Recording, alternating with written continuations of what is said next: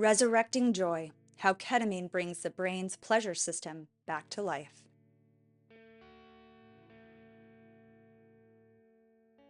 Depression and anhedonia, not better together.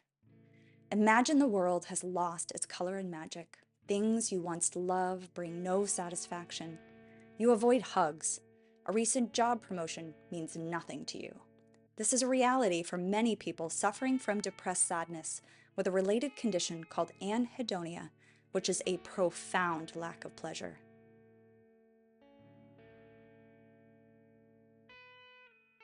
Like close friends, anhedonia and depression can go hand in hand, but they're different. Learning about how the brain loses and regains its capacity for pleasure might lead to new treatments for both conditions.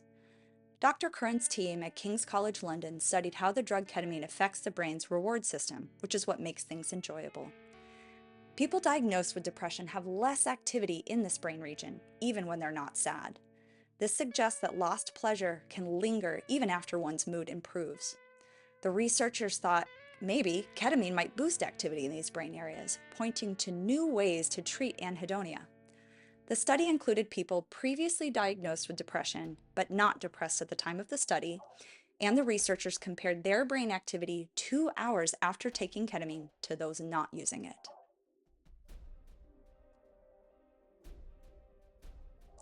The brain on rewards. Our brains process rewarding things through stages. We anticipate, pursue, predict, react to, relish, and learn from rewarding experiences to make future decisions. This involves brain parts talking to each other with chemical messengers. Imagine that each brain cell has several lock types requiring the right key to open each and to send a message. This lock and key system allows cell communication to carry out complex functions.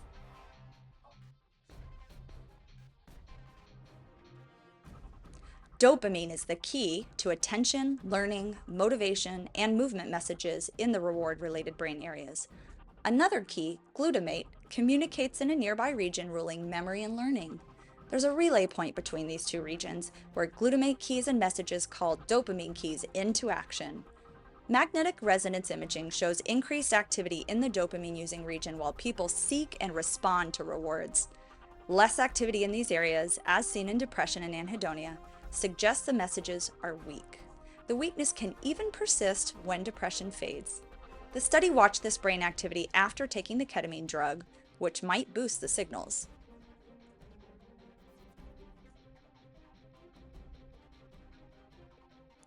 A dizzying drug. Ketamine is a fast-acting drug used to keep people asleep in surgery. It's sometimes abused for the hallucinations it causes, but in controlled medical settings, it rapidly improves depression and anhedonia, reaching maximum benefits by only 3 days, which lasts a week. We're still learning how ketamine works, and we assume it interacts with various brain cell receptors, like a master key that opens many locks. When ketamine breaks down in the body, it produces compounds that also fit these various locks. 2 receptors are accessed by the same glutamate key, and they seem important to ketamine's effects. They are NMDA, who we'll name Ned here, and AMPA, or AMPA, we'll call her Amanda.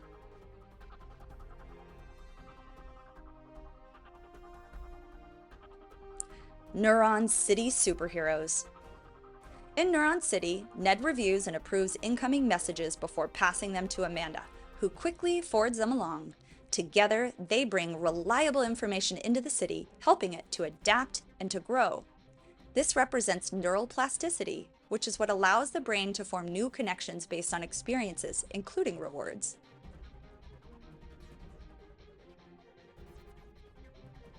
Ketamine possibly improves reward response by influencing Ned and Amanda through its byproducts, norketamine, nicknamed Nora here, and hydroxynorketamine, HNK for short, or Hank.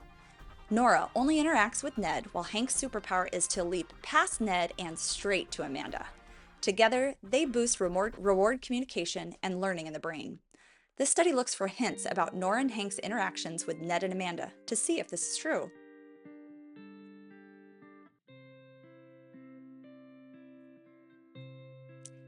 A dose of delight. To test this, researchers gave volunteers ketamine or a placebo, in this case salt water, through an IV.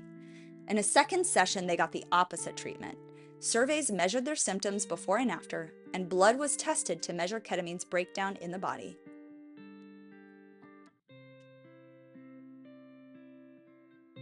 Betting on the brain. With hallucinations gone 2 hours later, participants repeatedly played a gambling game while brain activity was monitored. This involved seeing a shape, waiting, and choosing a target to win money. Ideally, they learned from cues to make winning predictions, like in gambling. Brain patterns were measured and compared between ketamine and placebo groups. The researchers also looked at how norketamine, Nora, and HNK, Hank, levels in the blood related to brain activity before gambling.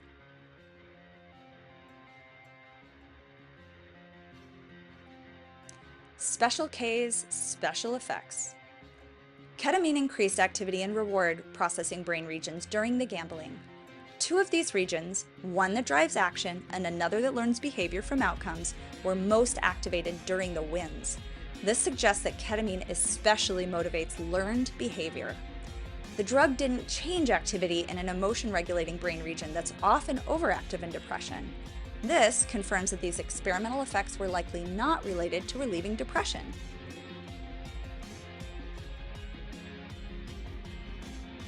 A form of HNK, Hank, increased in blood alongside rising activity in a dopamine-producing brain part, confirming that it indirectly boosts reward signals, even without the right key. However, this does not confirm exactly how it interacts with the glutamate receptor locks, Ned and Amanda.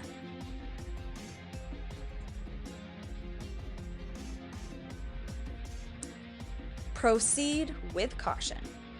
This promising study still has its weaknesses. The lack of a never-depressed control group makes it less certain that ketamine's anti-anhedonic effects are indeed independent of its antidepressant effects.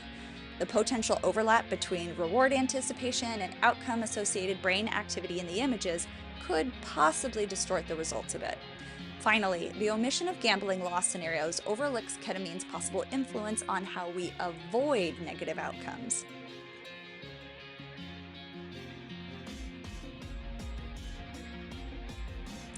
A colorful drug for a potentially very bright future.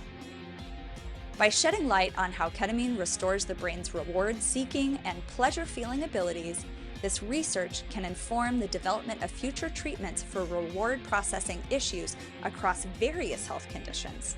However, it's important to note that though there were differences in brain activity between those taking and not taking ketamine during different stages in the experiment, it's difficult to draw a super clear conclusion on the cellular effects of why some stages of the gambling task were more influenced than others. This summary represents the hypothetical model that molecular research hasn't quite yet validated. More studies on depressed individuals could also clarify how ketamine's cell-level actions relieve depression as well. This is important as ketamine's use for hard-to-treat depression continues to grow. Understanding its mechanisms in the body can help create safer, fast-acting drugs with fewer side effects.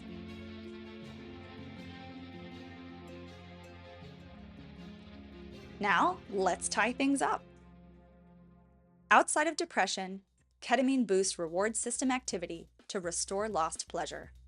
As it breaks down in the body, a smaller form of ketamine may reignite this system without the extreme hallucinating symptoms.